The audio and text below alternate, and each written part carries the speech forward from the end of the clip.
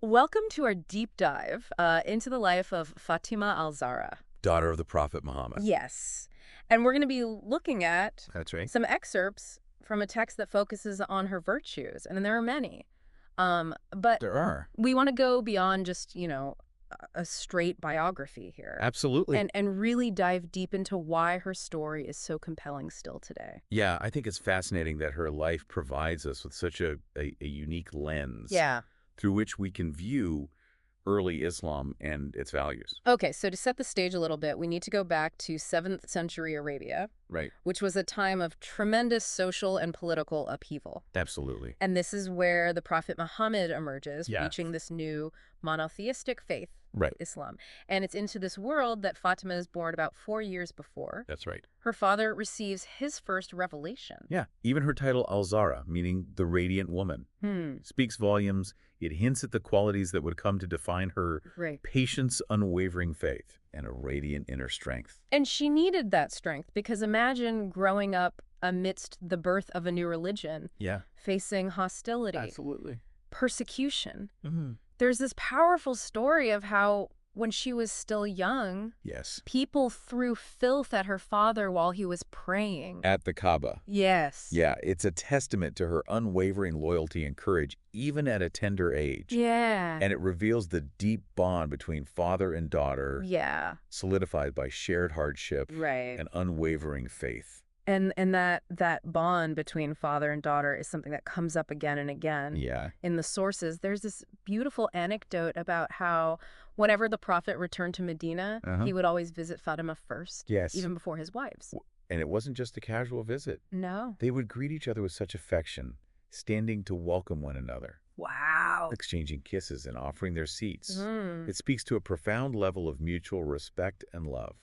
Quite remarkable for that time period. It really does challenge some modern assumptions about the role of women Absolutely. in early Islam. Here you have this young woman who's clearly cherished Yes. and respected by her father, Yeah. a man revered as a prophet. And this respect wasn't limited to her family. Right. Lady Aisha, one of the Prophet's wives, described Fatima as the person he loved most Wow. and the one who most resembled him in character. That's quite a statement. That really paints a picture of Fatima as someone who not only inherited her father's physical features, but also embodied his spiritual qualities. Absolutely. Yeah.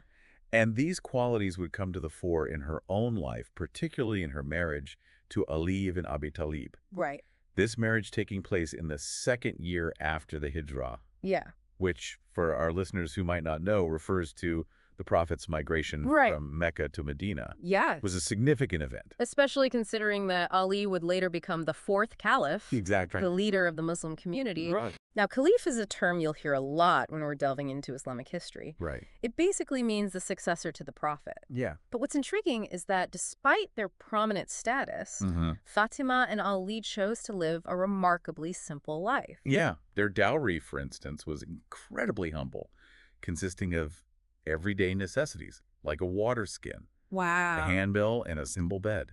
You'd think the daughter of the prophet would have a dowry Right. fit for a princess. You would think so. Right. But this choice speaks volumes about their values, their Absolutely. detachment from material wealth, and their focus on what truly matters. It's a fascinating juxtaposition. Mm, Here we have two individuals who could have easily indulged in a life of luxury, right? but chose to embrace simplicity and prioritize their spiritual journey. And this commitment to simplicity is beautifully illustrated in the story of Fatima requesting a servant. Yeah. I mean, who wouldn't want help with the household chores? Right. But instead of granting her wish, the prophet offered her something far more valuable, He did. a spiritual practice. That's right. He taught her the 33 repetitions of Subhanallah, Alhamdulillah, and Allahu Akbar, Mm, phrases of praise and glorification of God. right. These repetitions, he advised, would bring her more peace and solace than any servant could. It's such a profound message, isn't it? It is. That true contentment comes not from material possessions, Right. but from nurturing our spiritual connection.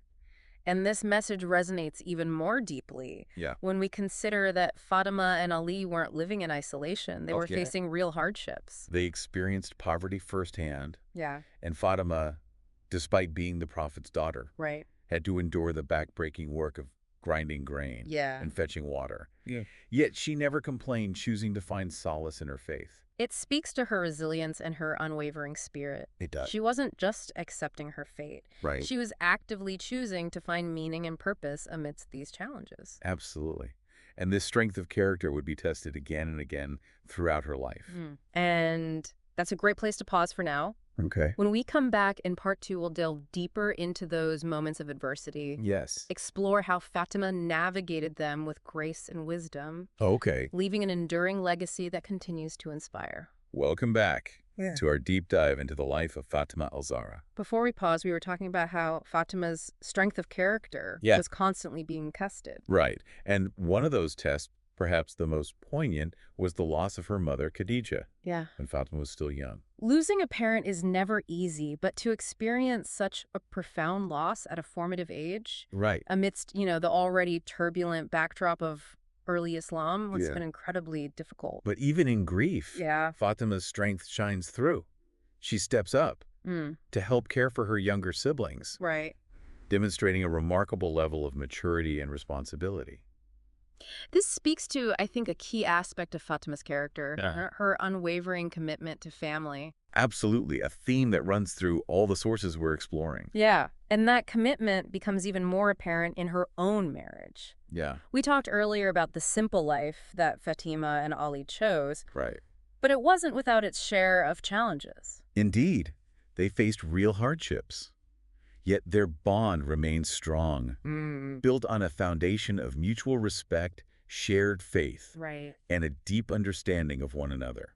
There's this fascinating story that really highlights Fatima's protective nature, particularly when it came to her husband's faith. Remember we talked about Ali being the future fourth caliph? Right. Well, before he held that position, there was a point where he considered marrying the daughter of Abu Jahl. Ah, yes. A marriage that had taken place would have had significant political implications. Exactly. But Fatima was deeply concerned about the potential impact on Ali's faith. Right. She was worried that such a union might compromise his commitment to Islam. And her concerns were taken seriously. Yeah. The Prophet himself stepped in, acknowledging the potential risks to Ali's faith.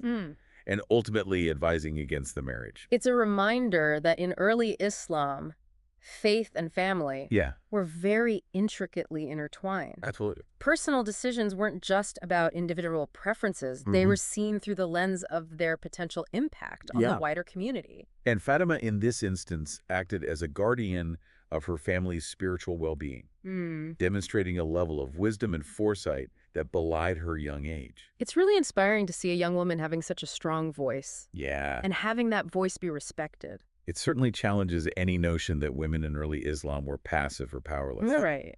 Fatima's actions demonstrate her agency and her influence within her family and community. And this influence extended beyond the domestic sphere. Yes. Remember how we mentioned earlier that Fatima was a hadith narrator? Right. Well, this role was far more than just memorizing.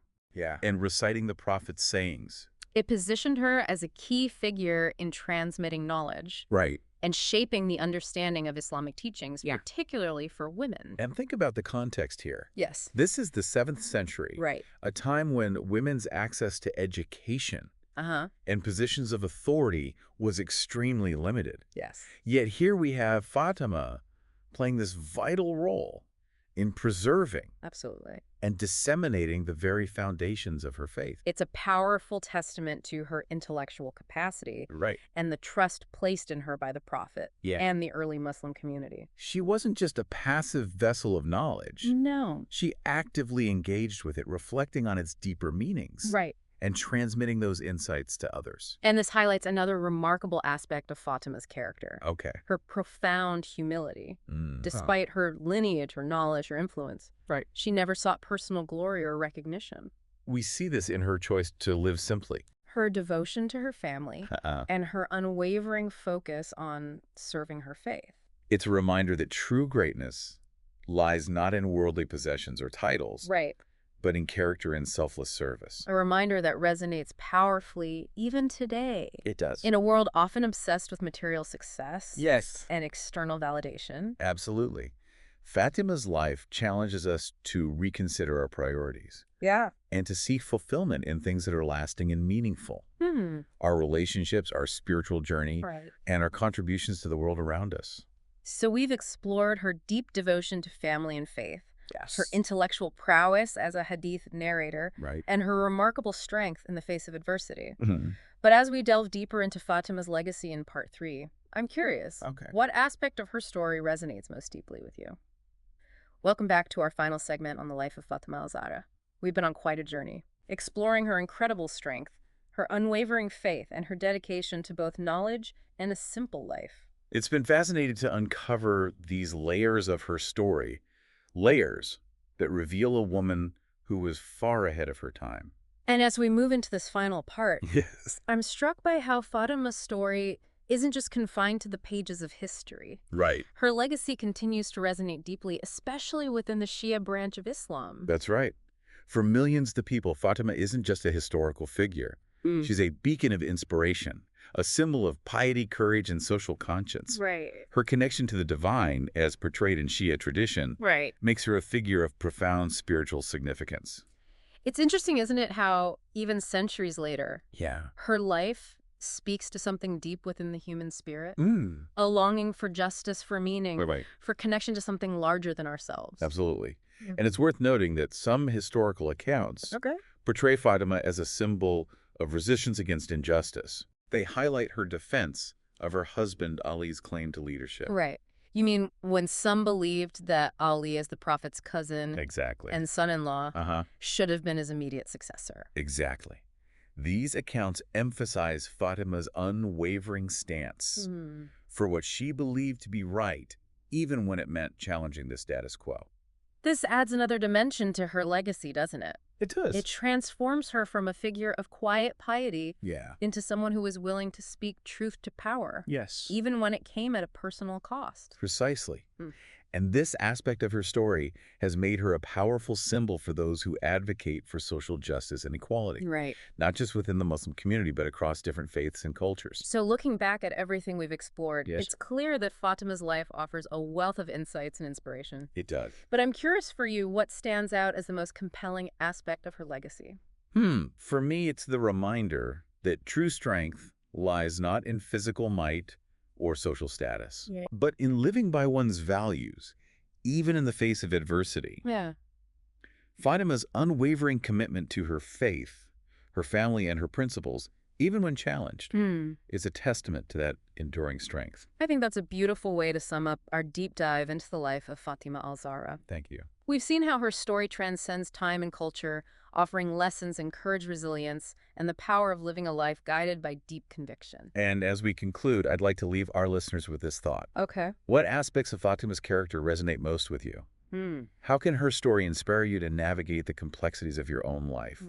With grace, wisdom, and unwavering integrity. Thank you for joining us on this journey of discovery. We hope this deep dive has shed light on the radiant legacy of Fatima al-Zahra, a legacy that continues to inspire and illuminate the path towards a more just and compassionate world.